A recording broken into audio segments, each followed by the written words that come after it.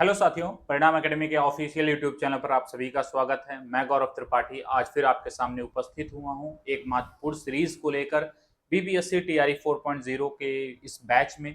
जैसा कि आप सब जानते हैं कि हमारी बैचेस शुरू हो चुके हैं। उस बैच का नाम क्या है? हमारे परिणाम बैच। परिणाम एकेडमी की टीम के द्वारा एक परिणाम बैच आपके लिए ऊपर चलाया गया है। बहुत ही शानदार बैच है, आप इससे जुड़िए। आपको समझ में आएगा कि चीजें कैसी पढ़नी चाहिए। वास्तव में हर एक चीजें बिल्कुल आपको हैंड रिटन मिलने वाली है। यहाँ पर सारी चीजें लिख कर पढ़ाई जाएंगी, सब चीजें आपको सामने से बताया जाएगा। आपको क्वेश्चन आंसर प्रैक्टिस कराई जाएगी, क्योंकि अभी आपके एग्जाम में भरपूर टाइम है। जैसा कि आप सब जानते हैं, साइंस की क्लास जो है वो रेगुलर चल रही है। 2 से 3 क्लासेस अवेलेबल हो चुकी है। हमारे अनिल सर जो साइंस को लेकर आए हुए हैं आपके बीच में, इन्होंने बहुत जब अपनी पहली क्लास ली थी तभी आकर बोले थे कि गौरव सर बहुत जल्द आपके बीच उपस्थित होने वाले हैं। तो मैं उन्हीं की बात को आज मानते हुए अपनी क्लास को जल्द से जल्द स्टार्ट करने वाला हूं। मैथ्स के लिए आप रोहन सर मिलने वाले हैं। बहुत ही जानदार, बहुत ही शानदार तरीके से आप मैथ्स पढ़ेंगे इनसे। जीके जीएस का यहाँ पर 2 टीचर आपको दिख रहे होंगे। जीके जीएस में जो यहाँ पर मेरा पोर्शन है वो आईएनएम को लेकर है, इंडियन नेशनल मूवमेंट, भारतीय राष्ट्रीय आंदोलन। आज की क्लास में हम शुरू करने वाले हैं। और भी कुछ पार्ट्स को हम देखेंगे जीके जीएस में। कुछ पार्ट्स हर सर कवर करने वाले हैं जीके जीएस में। जीके जीएस में कुछ करेंट्स हो गए या फिर स्टैटिक्स को लेकर हमारे बीच, आपके बीच एक सर और आने वाले हैं, युवराज सर। बहुत अच्छे से आप इनको जानते हैं। बहुत ही शानदार तरीके से इन्होंने आपको पिछली बैच में भी बहुत ही शानदार तरीके से चीजों को कवर कराया था। फिर रीजनिंग के लिए आप सब जानते हैं इनकी क्लासेस आनी शुरू हो गई हैं। शिवम सर की बहुत ही शानदार तरीके से रीजनिंग पढ़ाते हैं, आप सब जानते हैं इनको, है ना। तो जिसको भी बीपीएससी टीआरई 4.0 की तैयारी करनी है वो आकर हमसे जुड़ जाइए। क्लास को शेयर कर दीजिए उन सभी के पास जिन्होंने आपसे चर्चा की हो या आप जानते हैं कि वो तैयारी कर सकते हैं बीपीएससी टीआरई 4.0 को लेकर। साथ ही साथ मैं एक बात और क्लियर कर दूं, मैं यहाँ पर आईएनएम पढ़ा रहा हूँ, शिवम सर रीजनिंग पढ़ा रहे हैं। जो भी टीचर कुछ भी पढ़ा रहे हैं वो सिर्फ एक पार्टिकुलर एग्जाम में नहीं आता। उससे रिलेटेड जितने भी टॉपिक होते हैं वो हम क्लियर करने की पूरी कोशिश करते हैं। प्रॉब्लम होती है लेवल को लेकर कि लेवल कौन से एग्जाम का कम है, कौन से एग्जाम का ज्यादा है। तो आप किसी भी एग्जाम की तैयारी कर रहे हो, अगर आईएनएम आपके सब्जेक्ट में है तो मैं वादा करता हूँ कि आप आईएनएम पढ़ेंगे तो आईएनएम आज आपको बहुत ही बेहतर ढंग से समझ में आने वाली है। चलिए आगे बढ़ते हैं, अपने टॉपिक पर आते हैं। भारतीय राष्ट्रीय आंदोलन, ठीक है। भारतीय राष्ट्रीय आंदोलन, हम इसकी जब चर्चा करते हैं भारतीय राष्ट्रीय आंदोलन की, तो हम मानते हैं 1900 से 1905 से लेकर हम भारतीय राष्ट्रीय आंदोलन को काउंट करते हैं। लगभग हम 1947 तक जाते हैं, जहां तक भारत आजाद होता है। 1905 से लेकर कहां तक जाते हैं? 1947 तक जाते हैं भारतीय राष्ट्रीय आंदोलन को लेकर। लेकिन जब हम भारतीय राष्ट्रीय आंदोलन को पढ़ते हैं तो क्या हम 1905 से ही पढ़ते हैं या 1947 तक? ऐसा नहीं है। देखिए, हम जो पढ़ेंगे, और सब क्या पढ़ाते हैं और सब क्या पढ़ते हैं मुझे उसका आइडिया नहीं है, लेकिन हम जो पढ़ने वाले हैं वो 1905 से ना होकर हम इसके थोड़े से पीछे जाएंगे और कहां पर 1885 को कवर करेंगे। 1885 को क्यों कवर करेंगे? क्योंकि जो राष्ट्रीय आंदोलन स्टार्ट होगा, जिसका जड़, जिसका मूल है, वो कौन है? 1885 का यह साल है, यह सन 1885। और इसी समय आप सब जानते हैं कांग्रेस अस्तित्व में आता है। इसीलिए हम लोग 1885 से चीजों को कवर करते हुए आगे बढ़ेंगे और 1947 तक की सभी घटनाओं को कवर करते हुए चलेंगे। छोटी से छोटी घटनाएं और बड़ी से बड़ी घटनाएं, सारी घटनाओं को क्लियर करेंगे। आप सब जब देखेंगे एग्जाम में, आप प्रीवियस ईयर क्वेश्चन उठाकर, आपको यहां से भी प्रश्न देखने को मिलता है। लेकिन आपके सिलेबस में क्या लिखा होता है? आईएनएम या फिर भारतीय राष्ट्रीय आंदोलन, इंडियन नेशनल मूवमेंट, ठीक है। तो ये सिलेबस होता है 1905 से लेकर 1947 तक। लेकिन हम जो क्लास देखेंगे वो 1885 से लेकर 1947 तक देखने वाले हैं, जिसका रीजन मैंने सिंपल बताया कि ये जो आंदोलन है, राष्ट्रीय आंदोलन हुआ ही इसलिए था क्योंकि भारत में एक नया संगठन अस्तित्व में आया था। एक सम्मेलन के जरिए एक संगठन बनता है, एक संस्था बनती है जिसका नाम होता है कांग्रेस। और उसी कांग्रेस के वजह से भारतीय राष्ट्रीय आंदोलन हमारे बीच आता है। उसी को पढ़ने के लिए हमें उसके मूल को समझना बहुत ही ज्यादा आवश्यक हो जाता है। चलिए क्लास को हम लोग बहुत लेट ना करें, क्लास को हम लोग आगे बढ़ाते हैं। देखिए जब हम 1885 की बात करते हैं, यानी भारतीय राष्ट्रीय कांग्रेस, जैसा कि आप सब देख रहे हैं, आज की जो हमारी क्लास होगी वो पूर्णतः भारतीय राष्ट्रीय कांग्रेस पर होगी, आईएनसी पर होगी, इंडियन नेशनल कांग्रेस पर होने वाली है। किस पर होने वाली है?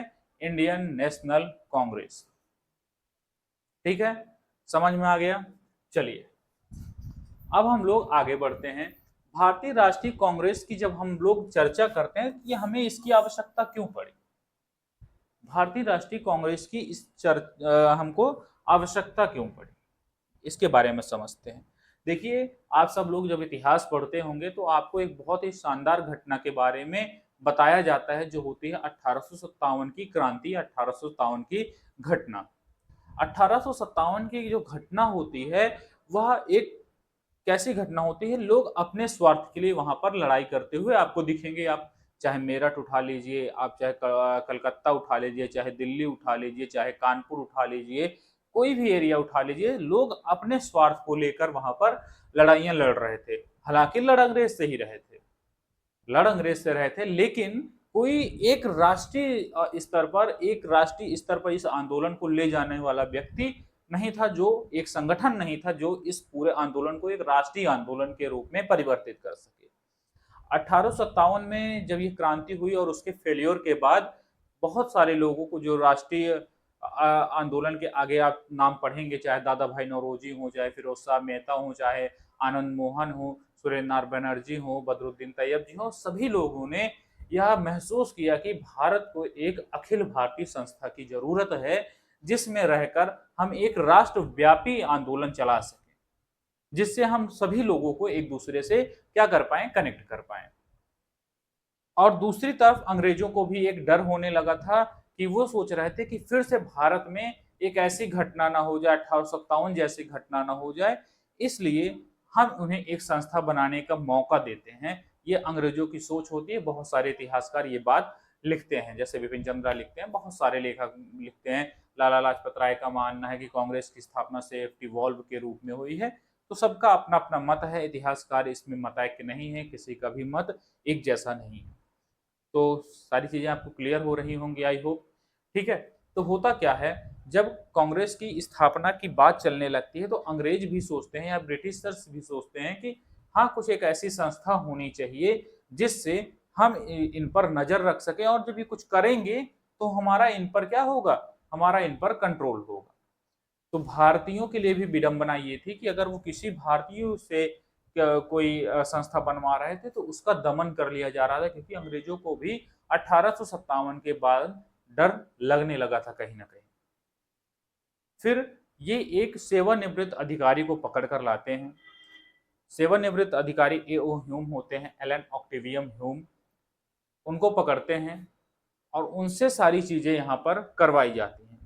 1883 का वो साल होता है जब वे क्या करते हैं, सभी नेताओं से मिलते हैं, भारत के जो प्रमुख नेता होते हैं उन सभी से मिलते हैं। कौन? एओ ह्यूम, एलन ऑक्टेवियम ह्यूम, जो एक अंग्रेज अधिकारी होता है, सेवानिवृत्त हो गया होता है, रिटायर्ड हो गया होता है। वो सभी प्रमुख नेताओं से मिलता है, भारत के नेताओं से मिलने के बाद एक संस्था बनाने की मांग करता है, एक संस्था बनाने की मांग करता है। जब वो संस्था बन जाती है 1884 में, फिर वो संस्था एक डेट डिसाइड करती है, एक ईयर डिसाइड करती है, 1885 में हम सभी नेता जो हैं वो एक मंच पर उपस्थित हों, और उस मंच का क्या नाम होना चाहिए, उस मंच का नाम होना चाहिए पूना।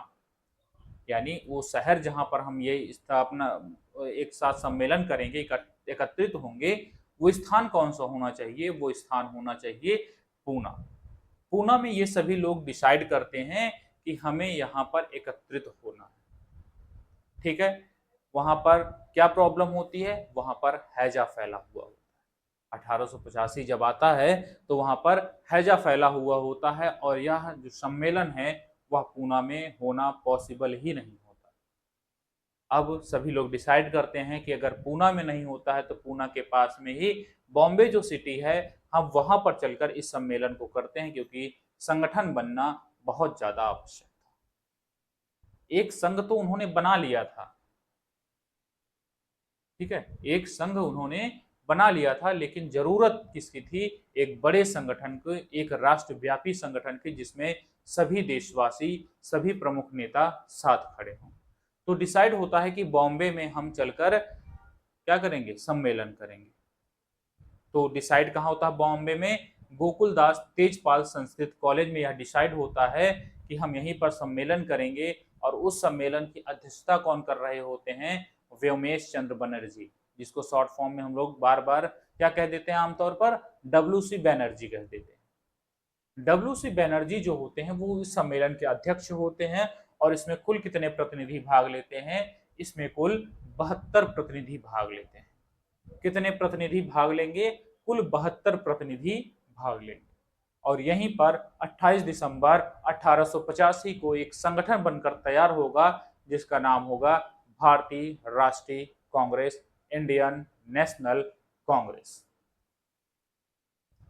बार बार यह प्रश्न पूछा जाता है, जब भारतीय राष्ट्रीय कांग्रेस की स्थापना 1885 में हुई, उस समय भारत का वायसराय कौन था? भारत का वायसराय कौन था? तो भारतीय राष्ट्रीय कांग्रेस की स्थापना कब होती है? 28 दिसंबर 1885 को। 28 दिसंबर 1885 को। आपको बिल्कुल क्लियर दिख रहा है कि नहीं? एक सेकंड।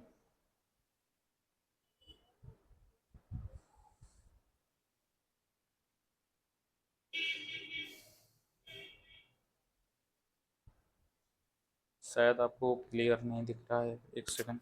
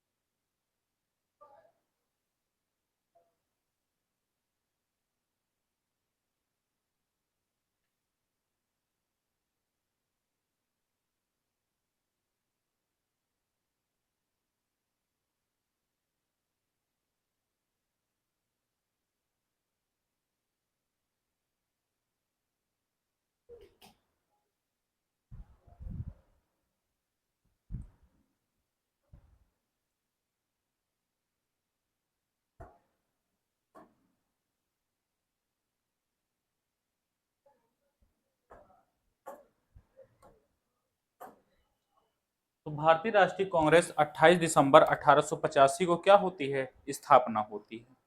ठीक है, यहां तक चीजें क्लियर हैं।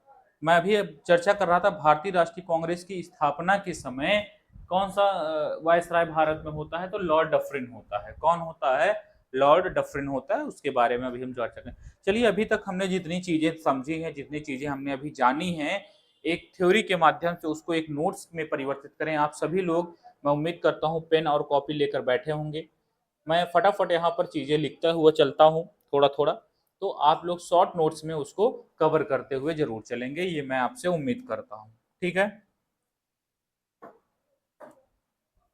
तो आप हेडिंग बना सकते हैं स्थापना। क्या हेडिंग बनाएंगे? स्थापना। किसकी स्थापना हो रही है? भारतीय राष्ट्रीय कांग्रेस की स्थापना हो रही है। ठीक है, INC मैं लिखता हूं, क्योंकि इंडियन नेशनल कांग्रेस बड़ा शब्द है। तो INC, इंडियन नेशनल कांग्रेस या भारतीय राष्ट्रीय कांग्रेस की स्थापना का श्रेय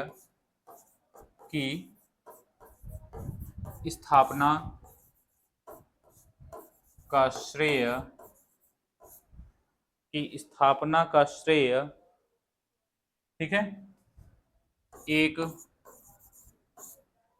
सेवानिवृत्त एक सेवानिवृत्त अंग्रेज अधिकारी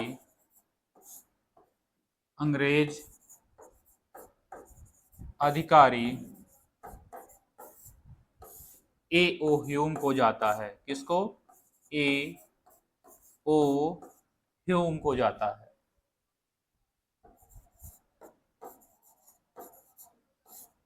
एओ ह्यूम को जाता है। ठीक है। एओ ह्यूम जो है ये इनका, अगर आप फुल फॉर्म लिखें, एओ ह्यूम जो है इनका फुल फॉर्म क्या होता है? इनका फुल फॉर्म है एलन ऑक्टेवियम ह्यूम।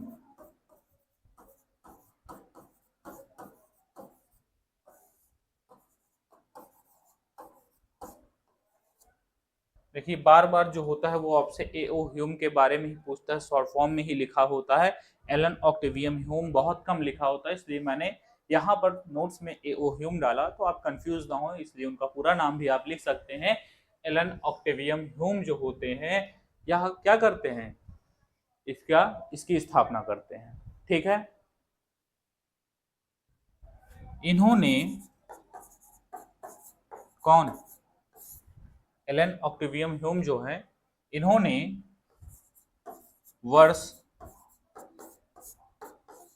1883 में भारत के सभी प्रमुख नेताओं से संपर्क किया। नेताओं से संपर्क किया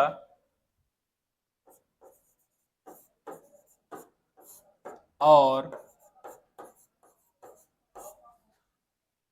एक संस्था जिसका नाम क्या है? आप सभी लोग कमेंट करके बताइए। जिसका नाम है इंडियन नेशनल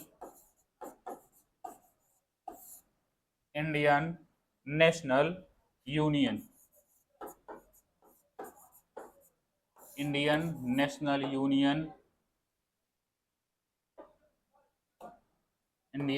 यूनियन की स्थापना हुई।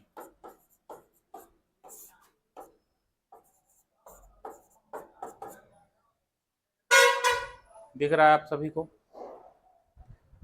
तो कुछ नहीं है, स्थापना में आप याद रखिए कि इंडियन नेशनल कांग्रेस की स्थापना का जो श्रेय है वो किसको जाता है? एओ ह्यूम को जाता है, जो एक ब्रिटिश अधिकारी होते हैं।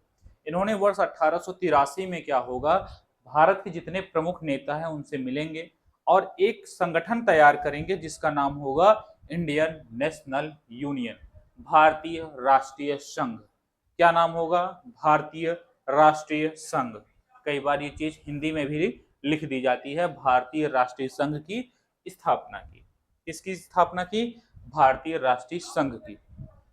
फिर आगे क्या होगा? आगे आप सब देखिए, इस यूनियन ने वर्ष 1885 में पूना में एक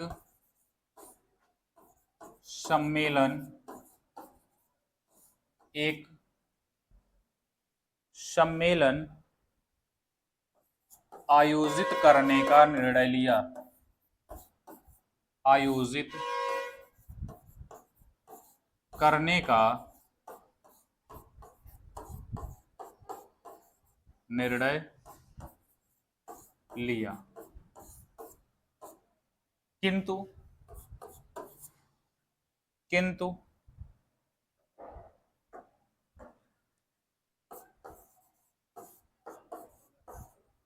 किंतु पूना में हैजा, क्लियर दिख रहा है आप सभी को? पूना में हैजा फैलने के कारण यह सम्मेलन यह सम्मेलन पूना से बॉम्बे स्थानांतरित कर दिया गया।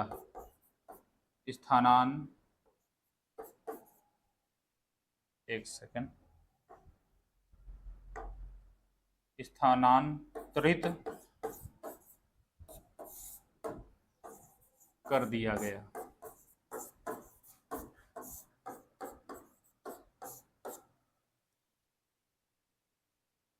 यहां तक चीजें क्लियर हुई। आगे देखते हैं। 28 दिसंबर 1885 को बॉम्बे के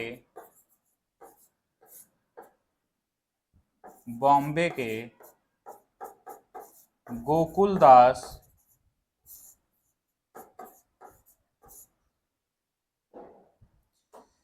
बॉम्बे के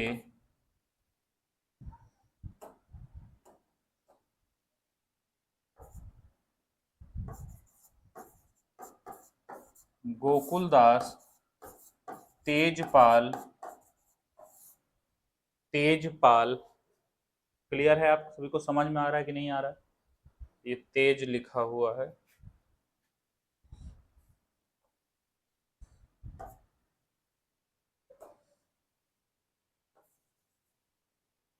तेजपाल संस्कृत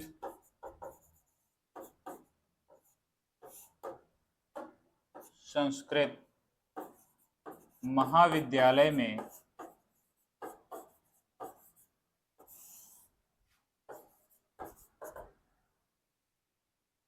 महाविद्यालय में 72 प्रतिनिधियों के साथ 72 प्रतिनिधियों के साथ बैठक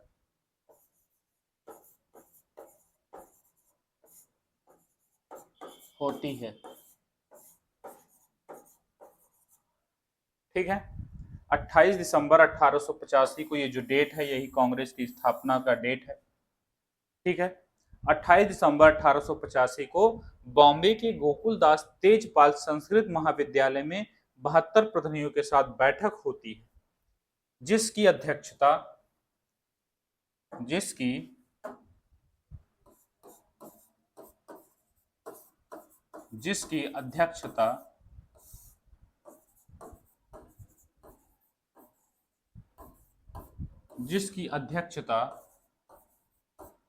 व्योमेश चंद्र बनर्जी साहब करते हैं।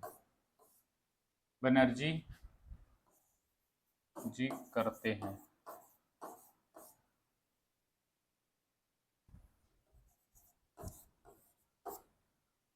देखिए स्टार्टिंग में क्या होता है, जब ये 72 प्रतिनिधि बुलाए जाएंगे, मतलब बुलाए सभी को जाता है, तो 72 प्रतिनिधि स्टार्टिंग में शामिल होते हैं और यह सम्मेलन होता है।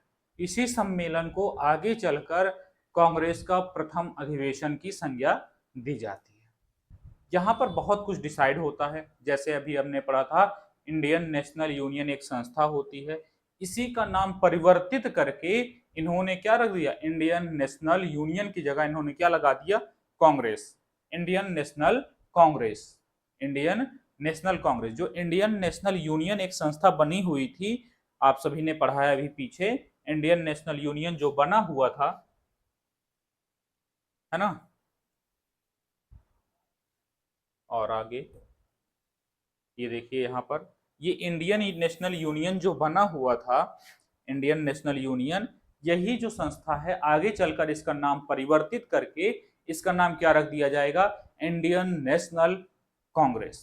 और इसका विचार कौन देता है, इसका जो विचार होता है, ठीक है, इसका विचार जो होता है कि यूनियन की जगह कांग्रेस करने का, इसका विचार द ग्रेट ओल्ड मैन हमारे जो होते हैं दादा भाई नौरोजी, उन्होंने दिया था।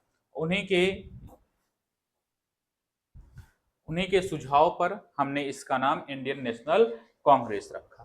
और जो पहली अध्यक्षता की थी वो किसने की थी? व्योमेश चंद्र बनर्जी साहब ने की थी। बहुत बार एग्जाम में पूछा जाता है। 1885 में जब कांग्रेस की स्थापना होती है उस समय कांग्रेस की अध्यक्षता किसने की थी? कांग्रेस की अध्यक्षता उस समय की किसने थी? व्योमेश चंद्र बनर्जी ने।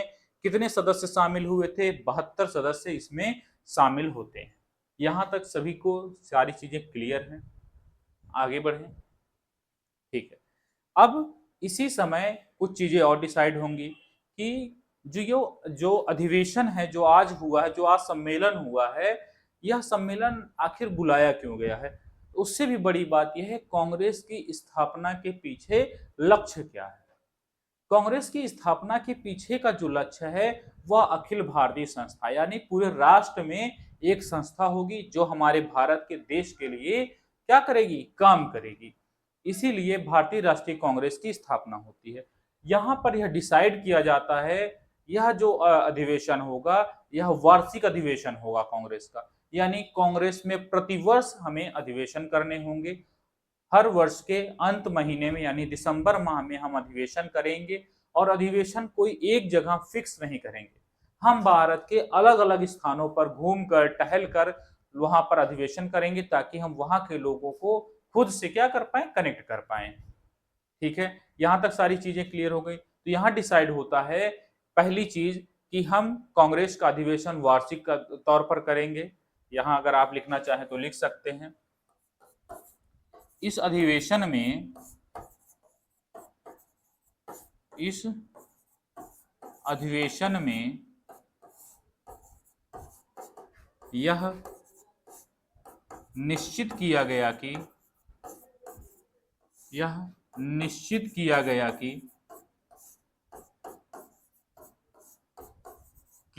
कि कांग्रेस में वर्ष के, एक सेकेंड, अगर आप इसको थोड़ा सा और शुद्ध कर पाए तो मैं यहां पर लिख दूं प्रत्येक वर्ष के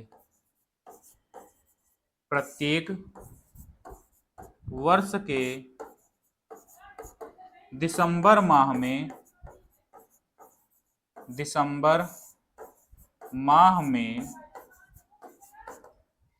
में तथा, या फिर और आप कर सकते हैं, तथा देश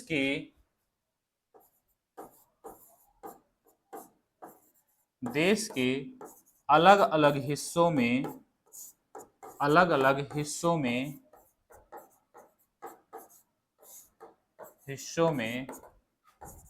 अधिवेशन होगा और हर बार क्या होगा? स्वेच्छा से, हर बार सभी के इच्छा से क्या किया जाएगा? यहाँ पर हम अध्यक्ष चुनेंगे। साथ ही एक परंपरा और बनाई गई, यह लिखा नहीं गया, एक परंपरा और बनाई गई कि जहां पर जिस क्षेत्र में यह अधिवेशन हो रहा होगा, वहां का लोकल आदमी अध्यक्ष नहीं होगा। जैसे अगर मैं बात करूं कि सूरत है ना, जैसे सूरत में मान लो ले लिया, तो सूरत में अगर अधिवेशन हो रहा तो कोई सूरत का लोकल लीडर या लोकल व्यक्ति इसमें अधिवेशन की अध्यक्षता नहीं कर सकता। जैसे कलकत्ता ले लिया, कलकत्ता में अगर अधिवेशन होगा तो कलकत्ता का जो लोकल लीडर होगा, जो लोकल वहां का आदमी होगा, वो इसकी अध्यक्षता नहीं करेगा। है ना, समझ में आई? ये सारी चीजें इसमें डिसाइड की गई। समझ में आ गया? अब अगला पॉइंट लिख लीजिए। अगला पॉइंट, कांग्रेस की स्थापना के समय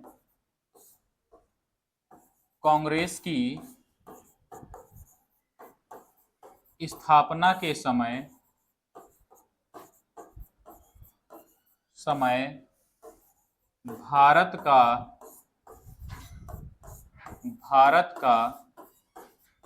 वायसराय कौन था?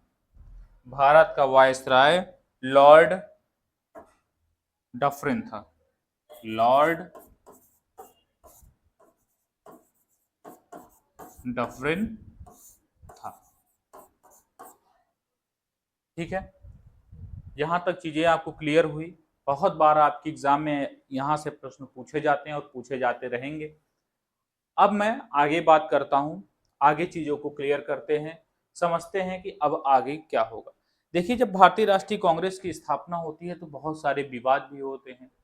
कुछ लोगों का मानना था कि भारतीय राष्ट्रीय कांग्रेस यानी कांग्रेस की स्थापना एक अंग्रेज ने की है, अगर अंग्रेज ने की है तो ये अपने फायदे के लिए की होगी। लेकिन इसके पीछे सबकी अपनी अपनी सोच थी। कुछ लोगों का मानना था कि जो अगर अंग्रेज नहीं करता इसकी स्थापना तो इसका भी दमन कर दिया जाता। यह भी फैक्ट है, यह भी हो सकता था। देखिए, बहुत सारी चीजें हैं, जैसे लाला लाजपत राय ने इसे सेफ्टी वॉल्व की संज्ञा भी दी। सभी जो इतिहासकार हैं उन्होंने इसे अपने अनुरूप इस बात को देखा और समझा। लेकिन सच बात तो यह है, कांग्रेस की स्थापना की वजह से भारत में एक राष्ट्रवादी, एक राष्ट्रव्यापी आंदोलन स्टार्ट हो सका, जिससे भारत आने वाले समय में स्वतंत्रता प्राप्त कर सका। जब यह दौर आगे बढ़ेगा, थोड़ा सा और आगे बढ़ेगा, तो क्या होगा कि अब समझ में आएगा कि जो कांग्रेस है इसमें सिर्फ एक ही विचारधारा के लोगों का क्या हो रहा है, वर्चस्व बढ़ता जा रहा है। एक ही विचारधारा के लोगों का वर्चस्व बढ़ता जा रहा है, और उस वर्चस्व का क्या नाम है, उदारवादी नेता, या जिसे हम लोग आमतौर पर नरम दल भी कह देते हैं। उदारवादी नेता या नरम दल, जिसमें कौन कौन है, दादा भाई नौरोजी हैं, सुरेंद्र नाथ बनर्जी हैं, व्योमेश चंद्र बनर्जी हैं, साथ ही आनंद मोहन हैं और गोपाल कृष्ण गोखले हैं। बहुत सारे लोग हैं और सभी बड़े लोग हैं। इनका मानना क्या होता है कि कांग्रेस जो ब्रिटिशर्स हैं, यह हमारे अहित के लिए नहीं है। अगर हमारा हित होना है, अगर हमारा कल्याण होना है, अगर हमारे यहाँ डेवलपमेंट होनी है, तो हमें अंग्रेजों का भी साथ जरूरी है। अंग्रेज हो सकता है कुछ जगह गलत हो, लेकिन हम अनुनय विनय के माध्यम से यानी प्रार्थना के माध्यम से या फिर सभा करके, हड़ताल करके, छोटा मोटा हम उनको अपनी बात मनवा लेंगे। यह एक कांग्रेस की सोच होती है, जो नरम दल के नेता। लेकिन आने वाले समय में क्या होगा, दादा भाई नौरोजी हैं और सुरेंद्र नाथ बनर्जी, आनंद मोहन बोस, ये लोग मिलकर अंग्रेजों की जो नीतियां हैं, खास करके आर्थिक नीतियां, उसका भंडाफोड़ करते हैं। ये लोग एक रिपोर्ट तैयार करते हैं, उसमें पता चलता है कि भारत से बहुत ज्यादा धन एक मुश्त, चाहे वह पेंशन के नाम पर, सैलरी के नाम पर, गिफ्ट के नाम पर, यह कहाँ जा रहा है, ब्रिटेन जा रहा है। या फिर भारत से कच्चा माल लेकर ये कहाँ लेकर जा रहे हैं, ब्रिटेन लेकर जा रहे हैं, और उस कच्चे माल से यह अब क्या बनाते हैं, सामान बनाकर अपने यहाँ का टैग लगाकर महंगे दामों पर हमारे यहाँ पर बेच देते हैं। जब यह बातें खुली और सभी ने एक मत होकर इसका समर्थन किया, सभी कांग्रेस के लोगों ने आम जनता को इसके बारे में समझाया, आम जनता को इसके बारे में बताया, और उस समय कांग्रेस ने दो लक्ष्य निर्धारित करती है। पहला लक्ष्य होता है कि भारत जो है वह खुद से क्या करे, स्वदेशी अपनाना शुरू कर दे, विदेशी चीजों का त्याग करे। दूसरा कि जो ये उद्योग लगाए जा रहे हैं वो जल्द से जल्द लगाए जाएं और भारतीयों का उसमें सहयोग बढ़ाया जाए।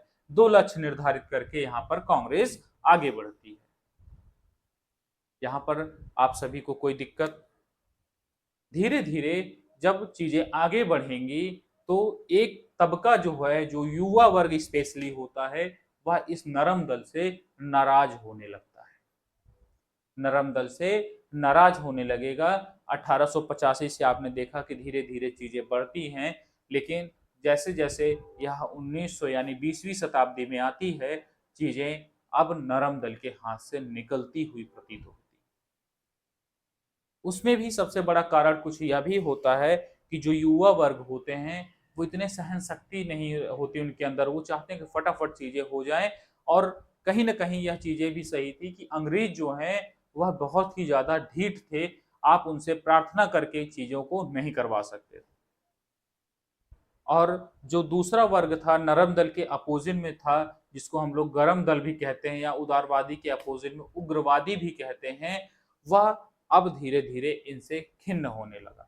और आप देखेंगे कि यहाँ पर जो ब्रिटिश अधिकारी होते हैं उनको कांग्रेस की अध्यक्षता भी सौंपी जाती है कई बार।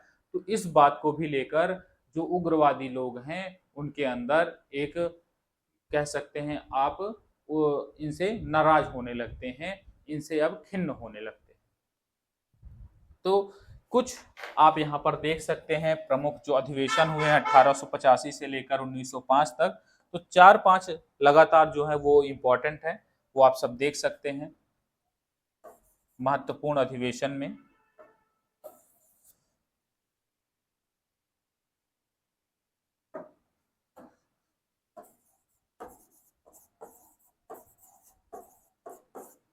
महत्वपूर्ण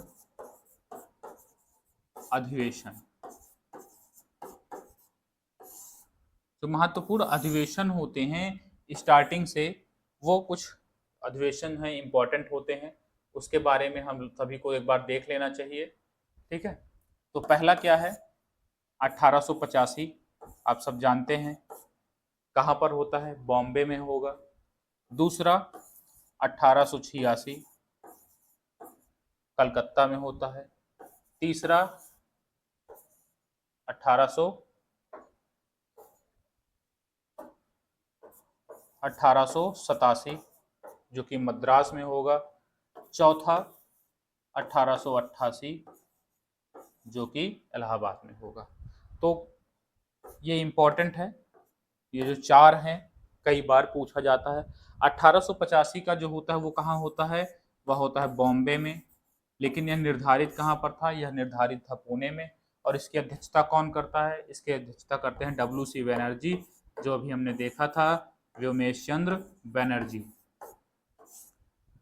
1886 में जो होता है वो कलकत्ता में होता है। कहाँ पर होता है, कलकत्ता में होता है। इसकी अध्यक्षता जो हमारे ग्रेट ओल्ड मैन है ना, वो हैं, कौन है, दादा भाई नौरोजी, दादा भाई नौरोजी। देखिए कुछ अगर आप इनके बारे में लिखना चाहें तो लिख सकते हैं। ये प्रथम अध्यक्ष हैं, प्रथम अध्यक्ष हैं। ठीक, ये प्रथम गैर हिंदू अध्यक्ष हैं, गैर हिंदू अध्यक्ष हैं। कई बार पूछ लिया जाता है गैर हिंदू, प्रथम गैर हिंदू अध्यक्ष कौन है, तो यहाँ पर कंफ्यूजन हो जाती। तो जो प्रथम अध्यक्षता थी वो किसने की थी, WC बनर्जी। प्रथम गैर हिंदू अध्यक्षता किसने की थी, दादा भाई नौरोजी ने। और दादा भाई नौरोजी कितनी बार अध्यक्षता कर चुके हैं, 3 बार किए थे। कब कब, 1886 में करेंगे, 1893 में करेंगे और 1906 में करेंगे। ठीक है, और 1906 में करेंगे। यहाँ तक सभी को, किसी को कोई दिक्कत। अब आगे देखते हैं, 1887 में जो होता है वो मद्रास में होगा। कहाँ पर होगा, मद्रास में होगा। और मद्रास में जो है उसकी अध्यक्षता कौन करते हैं, बदरुद्दीन तैयब जी, सैयद बदरुद्दीन तैयब जी, सैयद बदरुद्दीन तैयब जी। ये कौन है, पहले मुस्लिम अध्यक्ष, पहले मुस्लिम अध्यक्ष, पहले मुस्लिम अध्यक्ष कौन बनते हैं, बदरुद्दीन तैयब जी।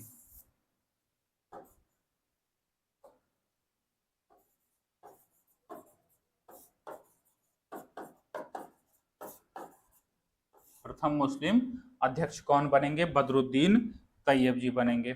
फिर आगे देखते हैं, 1888 में कौन बनता है, जॉर्ज यूल। कौन बनेगा, जॉर्ज यूल। ये कौन है, ये प्रथम,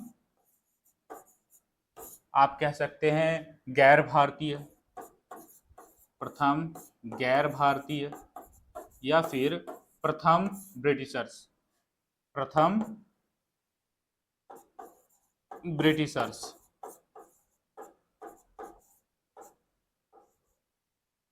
प्रथम ब्रिटिशर्स।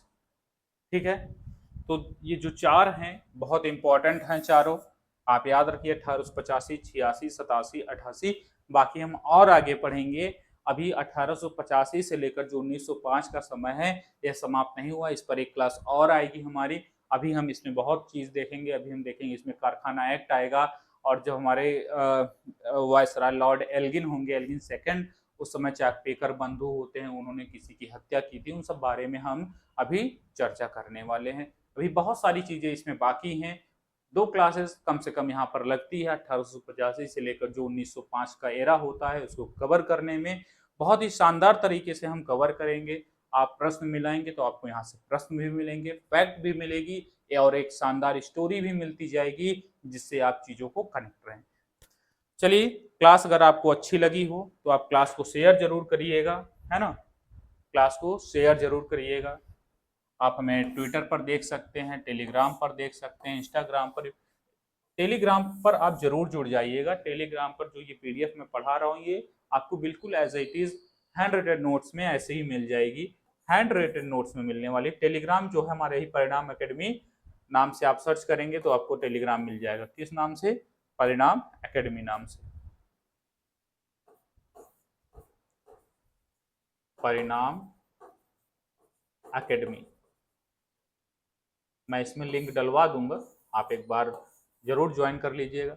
ये हमारा व्हाट्सअप नंबर है। आपको कोई भी क्वेरी हो, आपको कोई भी प्रश्न हो, आप हमसे डायरेक्ट कॉल करके या फिर आप व्हाट्सअप के माध्यम से हमसे पूछ सकते हैं, या फिर आप कमेंट भी कर देंगे तो मैं हर कमेंट का लगभग कोशिश करता हूँ रिप्लाई करूँ, जो वैलिड हैं, जो आपके एग्जाम से रिलेटेड हैं, जो आपके प्रश्न हैं उसको मैं सॉल्व करने का पूरा प्रयास करूंगा। चलिए, आज की क्लास को मैं यहीं पर रोकता हूँ। छोटी छोटी क्लास के माध्यम से हम समझेंगे, फिर भी क्लास अच्छी खासी बड़ी हो गई है तो इसके लिए हम सॉरी। फिर मिलेंगे इसके आगे के टॉपिक के साथ। तब तक के लिए धन्यवाद। जय हिंद, जय भारत।